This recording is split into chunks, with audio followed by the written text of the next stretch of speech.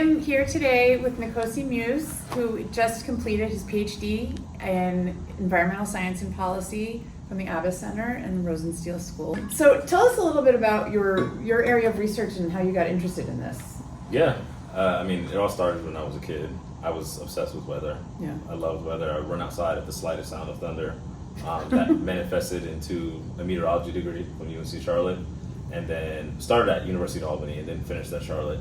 And then I quickly realized that just saying whether you need an umbrella or not every day wasn't enough for me. So then I ended up going the route of research in science communication and how we can merge them. And then I also quickly learned about environmental justice, things of those sorts, right? And I was like, okay, I could use my meteorological expertise in this space. So I did that during my master's when I was at Georgia State. And then that was focused on environmental injustice and climate hazards in Atlanta. And then I met Katie Mock here, who was like, we need somebody that looks at heat too. And we were assembling what we now call the superheat trio. Well, I guess it's just Myra now, it's here. But, and we were all focused on different aspects of heat. Lene was focused on, the built environment, the housing, the engineering part. I was looking at the actual physical environment, the actual climate dynamics, the observations, remote sensing. And then Myra, who's focused on more of the health side. So kind of a three-pronged approach to attack a very interdisciplinary issue. What was that like, that superheat trio, having that kind of interplay and that interdisciplinarity on a day-to-day basis? And it's funny because I kind of just came up with the name on a whim when it was just me and Lene. I was like, I think we were doing a Sea Secrets lecture, and I was like, yeah, we're the superheat duo. And then Myra got added to it, and it became the trio. Right. But it was, I feel like we could attack from all different sides the issue, right? Yeah. The heat, the built infrastructure, and then the actual the meteorological expertise, right? So the climate expertise, and not to mention that Amy Clement and then Katie were also great, a great help moving some of that work forward too, right?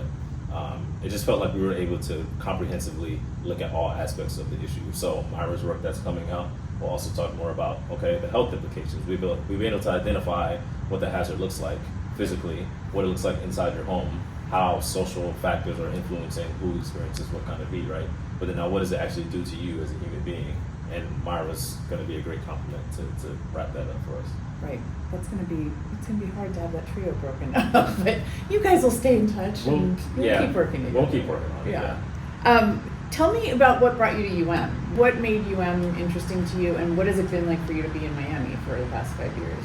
This is the first city I've lived in for this long, since high school. Yeah. So it was good to be in a place and set my feet down and actually become, not act like I'm from this place, but at the same time become a part of the community. Yeah. So the work that I've been able to do with the Climate Resilience Committee, getting to know the community, work with the community, it made the work feel so much more important and more relevant and applicable. So being able to actually know who it is I'm doing this work for, that's one factor I think really drove, my aspiration to do some of this work. I also think that I wanted to challenge myself in Miami as a weather nerd. Who wouldn't want to be in Miami? Right. You get great weather, but you also get a lot of the different huge dynamic things that we see here. Hurricanes, thunderstorms, I don't know if we want to call the heat dynamic, but a lot of the rainfall. Tropical weather is something that's always interesting because it's unpredictable. Yeah. I think even the best meteorologists have trouble keeping up with it, right? Right. So I think I wanted to challenge myself in that space as well. And then, just be in a place where a lot of people refer to as ground zero for climate change, right? What better place to be able to say that, I got an environmental science and policy degree than the school that studies it, right? Yeah. No, it's Up amazing. front, So you, in addition to being a full-time student and getting his PhD, Nkosi also found time to serve as the vice chair of the City of Miami's Climate Resilience Committee, which is no small task after I've sat in on many of those meetings when Amy was there. Tell me about that, a little bit more about kind of what that experience really on the ground interfacing with policy meant for you, and kind of did that impact the way that you were looking at things in your research and the way that you kind of think about things now? Yeah, it makes me think a lot about the pipeline. So going from the actual science and the research to how does it actually turn into something that's actionable, useful. I think when I first got to Miami, my original plan was to like, oh, let's plant trees everywhere. Right. That'll figure out the issue, right? And so I quickly realized there's so much red tape that stops you from doing something, you know, as simple as planting a tree, right?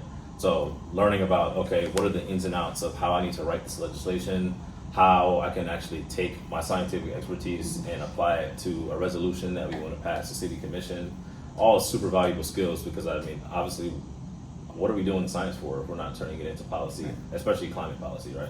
So it was a great way to gather experience and also understand how the work that I'm doing here should be oriented so that it can actually turn into something that's useful. That's great. I mean, I think it's that we have that committee is really important, but to have practitioners, it's a unique committee in that the composition. I'm sure there were frustrating moments as well. Yes, absolutely.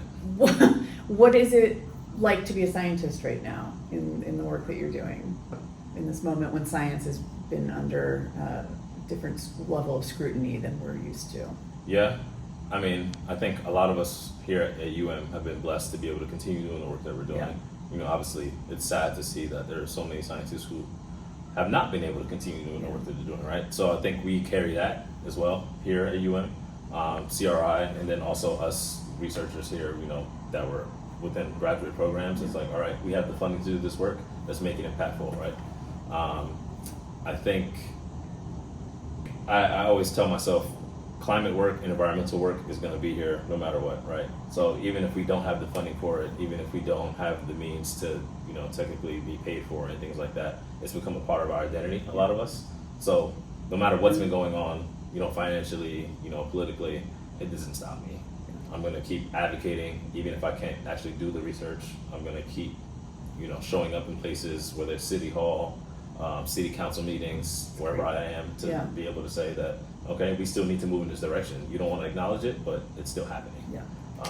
And I just hope it gets to a point where we don't have so much of a bias that it takes people to experience a climate catastrophe for them to understand how important it is. Right.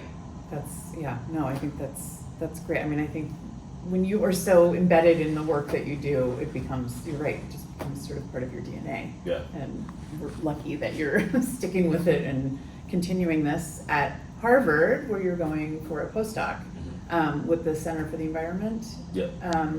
Tell us a little bit about what you think you're going to be working on there and what you're looking forward to in a very cold place. Yeah, I mean, it'll be cold, but I'll still be turning up the heat as far as my research goes. Yeah. You know, we'll be focusing still on a lot of the chronic humid heat hazards that we experience across the subtropics and tropics. I'll be working with Drs. Caroline Bucky and Sachin Mosari, who are by training epidemiologists and emergency medicine doctors, right? So not my typical research mentors or colleagues, right? But at the same time, again, similar to what the work that Myra's doing, right? How do we connect the actual physical science to what's going on? And I think that's a great partnership. There's already a lot of great work that's being done there, and I want to be able to connect Miami to that as well. So even though I'm leaving Miami, I still don't plan on closing any of those doors to continue doing some of that work. That's great. But this is great. Thank you so much. Thank you for all you've done, and thank you for talking with us. Yeah, CRI is doing great stuff, and I just look forward to staying involved. Yay! Yeah. Thank you.